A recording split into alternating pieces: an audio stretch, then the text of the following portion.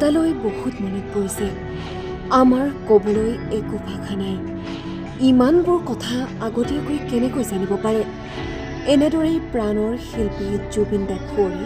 hook হুকাই কান্দি উঠিল দৰ্শক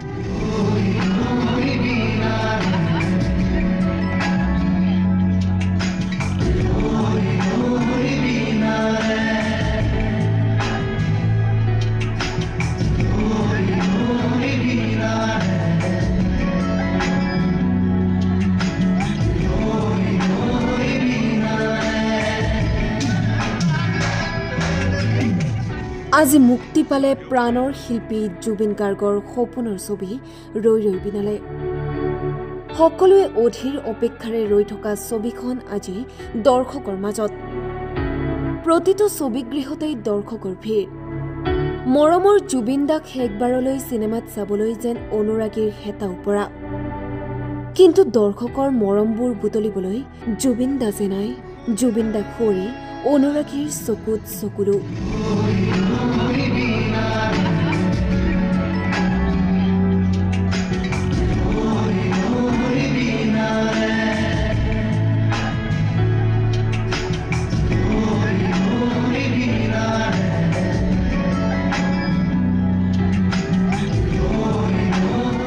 সিনেমাখন চাই মনৰ ভাৱ ব্যক্ত কৰিলে অনুৰাগীয়ে একো ভাষা নাই আচলতে সব মানে কান্দিয়ে থাকিলো সব কেনেকে জানে এটা মানুহে যে সব একে হৈছে যোনটো মানুহৰ লগত যি হৈ গ'ল ঘটনা সব একে হৈছে ক'ব নোৱাৰো একো দাদাক বহুত মিছ কৰিছো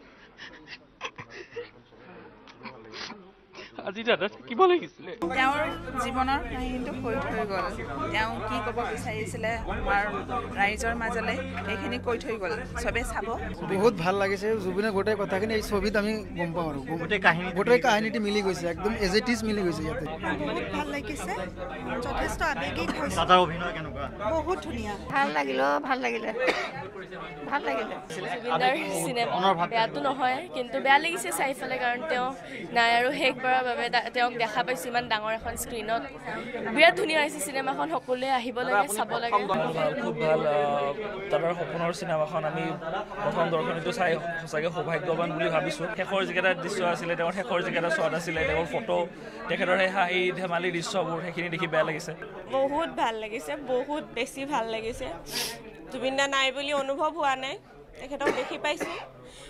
এনেকৈ মানে সদায় দেখি পোৱাৰ এটা আশা আছিলে যিহেতু তেখেতক দেখি নাপাম কিন্তু আমাৰ মনৰ মাজত তেখেত সদায় থাকিব আৰু তেখেত সদায় অমৰ আপোনালোকেও জানে মই আৰু তেখেতৰ বিষয়ে ক'বলগীয়া একো নাই ব্যুৰো ৰিপৰ্ট টাইম 8